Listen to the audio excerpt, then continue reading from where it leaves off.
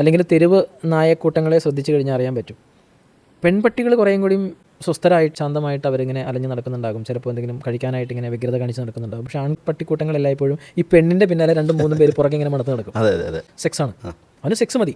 അപ്പോൾ ഈ 3-4 പേരെ ഒരേ സമയം ഈ പെൺപട്ടിയുടെ പിന്നാലെ അവളുടെ ഫെറമോണുകളെ ഗന്ധിച്ച് അല്ലെങ്കിൽ മണത്തുകൊണ്ട് ഈ ആൺപട്ടികൾ പിന്നാലെ നടക്കുകയും ഈ പെൺപട്ടിയാകട്ടെ ഇവന്മാരെ ഒന്നും ഗവനിക്കില്ല. ഒരു പെൺപട്ടിയും ആൺപട്ടികളെ അത്ര കണ്ട് ഗവനിക്കില്ല. ഒടുവിൽ അവൾ സജ്ജമാകുന്നു, ഞാൻ തയ്യാറാണ് എന്ന് എപ്പോഴെങ്കിലും അവൾ തയ്യാറായി വരുന്ന ആ നിമിഷം എന്ന് പറയുന്നത് ഈ 3 പട്ടികളിൽ ഒരാളെ അവൾ സ്വീകരിക്കുകയുള്ളൂ. ഒറ്റയ്ക്കൊരാളെ. അത് ആരാണെന്നുള്ളതാണ് അവൾക്ക് ബോധ്യമാകണം.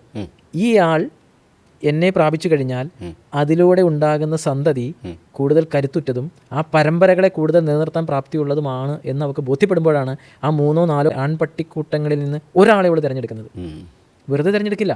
അവൻ്റെ കരുത്തും ശക്തിയും ശാരീരിക ശേഷിയും പ്രതിരോധ ശേഷിയും വരെ അവൾ അളക്കും. അളന്നിട്ടാണ് അവൾ സെക്സിന് അനുവദിക്കുന്നത്. അതുകൊണ്ടാണ് ഞാൻ ആദ്യം പറഞ്ഞത്, ഒരു പെണ്ണിനെ സംബന്ധിച്ച് നമ്മൾ കാണുന്നതല്ല സെക്സ്.